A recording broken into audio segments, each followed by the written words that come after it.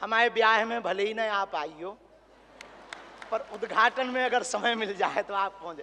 माननीय प्रधानमंत्री जी अभी जब माताजी को मिल रहे थे तो हमारी माताजी से कह रहे थे हम तुम्हारी माताजी पर्ची खोल रहे, और माताजी से बोले अब तुम्हारे मन में ये चल रहा है कि ब्याह हो जाए। दोस्तों, प्रधानमंत्री नरेंद्र मोदी मध्य प्रदेश के बागेश्वर धाम पहुंचे और वहां पर उन्होंने कई सारी बातों का जिक्र किया है। उन्होंने कैंसर हॉस्पिटल जो बागेश्वर सरकार के द्वारा खोली जा रही है उसकी भी बात कही, और साथ में एक अजीबोगरीब घटना हुआ जिसका जिक्र करना जरूरी है। उन्होंने, आपको याद ही होगा कि बागेश्वर धाम के जो सरकार धीरेन्द्र शास्त्री हैं वो अक्सर पर्ची निकालने के लिए जाने जाते हैं, बिना किसी से पूछे पर्ची निकालते हैं, और इस वजह से उनकी वीडियो भी सोशल मीडिया पर खूब वायरल होती रहती है। लेकिन मंदिर में पूजा अर्चना करने के बाद प्रधानमंत्री मोदी ने यहाँ पर उनकी ही पर्ची निकाल दी। अब ये कौन से पर्ची निकाले आपको बताते हैं इस वीडियो में।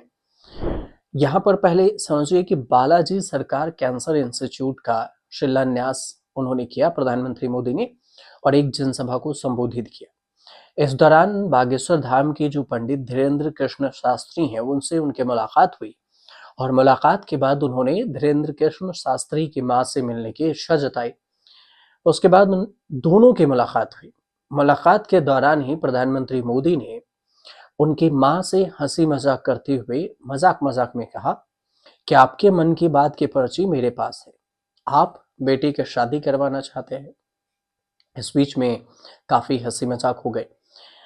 अब धीरेन्द्र कृष्ण शास्त्री भी कई बार कह चुके हैं कि उनकी मां को उनके शादी की चिंता रहती है। उन्होंने ये भी बताया था कि उनकी मां बीते 3 साल से उनकी शादी को लेकर परेशान है। वहीं पर सोशल मीडिया पर भी धीरेन्द्र कृष्ण शास्त्री की शादी को लेकर काफी चर्चाएं होती रहती है कि धीरेन्द्र शास्त्री कब शादी कर रहे हैं, कब कर रहे हैं। लेकिन धर्म की मजाक को लेकर भी प्रधानमंत्री मोदी ने एक बयान दिया। छतरपुर में जो उन्होंने, मध्य प्रदेश के छतरपुर में जनसभा को संबोधित करते हुए उन्होंने कहा कि आजकल कुछ नेता धर्म का मजाक उड़ाते हैं और उसे नीचा दिखाने की कोशिश करते हैं, लोगों को बांटने में रहते हैं। और प्रधानमंत्री मोदी ने कहा कि कई बार विदेशी ताकतें भी ऐसे लोगों का समर्थन करके देश और धर्म को कमजोर करने के साजिश रचते हैं। अब उन्होंने नाम नहीं लिया, लेकिन इनडायरेक्टली देखा जाए तो महाकुंभ को लेकर तो मल्लिकार्जुन खड़गे ने भी बयान दिया था कि क्या महाकुंभ में डुबकी लगाने से अब बेरोजगारी खत्म हो जाएगी। अब यूएसएआईडी अमेरिका से जो चुनाव के लिए फंड आता है उसको भी अभी लेकर विवाद हो रहा है।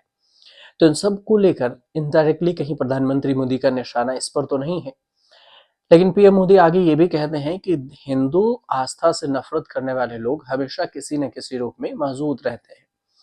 गुलामी की मानसिकता में फंसे लोग हमारी आस्था, हमारे विश्वास, मंदिरों, धर्म और संस्कृति पर भी हमला करते हैं।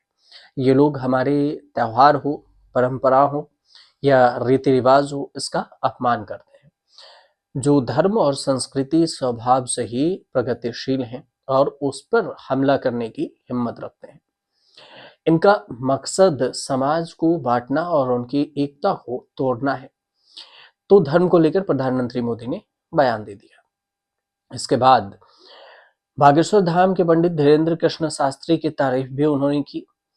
उन्होंने लंबे चौड़े भाषण में इस बात का भी जिक्र किया कि वे लंबे समय से देश में एकता का मंत्र फैला रहे हैं शास्त्री, और इस समाज में मानवता के हित में भी एक बड़ा कदम उठा रहे हैं। ये है बागेश्वर धाम में कैंसर इंस्टीट्यूट बनाने की योजना हो रही है। प्रधानमंत्री मोदी ने कहा कि अब हमारे यहाँ पर श्रद्धालुओं को भजन प्रसाद के साथ साथ स्वस्थ जीवन का भी आशीर्वाद मिलेगा, क्योंकि यहाँ पर अब कैंसर इंस्टीट्यूट बनने जा रहा है। महाकुंभ को लेकर भी उन्होंने बयान दिया, और महाकुंभ जो अब खत्म होने के कगार पर है उस पर उन्होंने कहा कि यह आयोजन पूरे देश में चर्चा का विषय बना हुआ है।